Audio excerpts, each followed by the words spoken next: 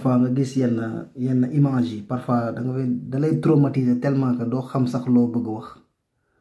c'est vrai que naa la bañ na la ñëpp bañ moom amul fenn mais nit ki am na foo xamante nii da ngeen fay jaar tu as peur en fait te moo ñu dal suñu digganteeg Aly Ngouille Ndiaye mi xam nga tamit bu fekkee ne dañ la wax ne la kii sa ennemi la xam nga def fi lu nekk sàcc fi ay élection tey nga gis koo xamante nii maanaam dafa wax ne du ànd ak Yewwi Askan bi à cause de couleur nga gis ko tey muy tagg Aly Ngouille Ndiaye tu te poses des questions quoi dans quel pays nous sommes mais am naa sama benn copain bu may déglu nee na Sénégal c'est le pays de toutes les faisabilités lu nekk mën na xew et que lii nii xam nga ñun gisuñu woon sax ne lii war na mën a nekk parce que Bougane c'est quelqu'un boo xamante nii les gens commencent à le comprendre aussi parce que day wax lii tey suba mu génn wax lale maanaam c'est quelqu'un il est très versatile en fait waxuñu ko nag pour saaga la wala pour déngat la wala yooyu mais c'est un fait en fait loo xamante ni moom la ñu gis moom la ñuy wax donc du coup am na yoo xamante ni moom bu ñu gisee kilifa yor ay njaboot yor ay doom di comporter woo de la sorte tu te dis mais ban Sénégal la ñu nekk parce que dans la vidéo maa ngi lay dégg nga naan xaw ma ñii ñoo ñu tette ñoo ñu jox ñoo ñu wan yoon beeg yu kenn xamul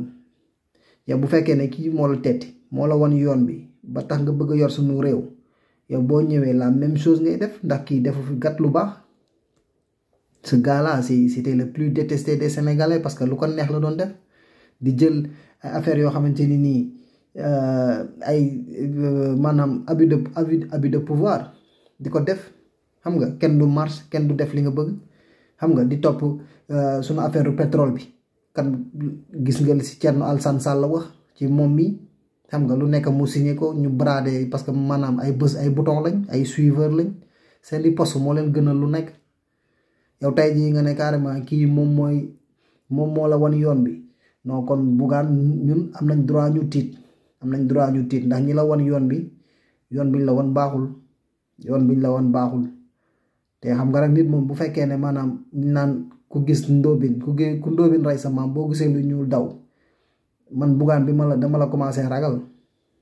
commencé ragal parce que les gens avec qui tu t'affiches ñi mérito ñu sax ñu leen di wane ci ay photo wala ñu leen di wane ci ay vidéo parce que ce sont des gens yoo xamante ni ils ont mis la République à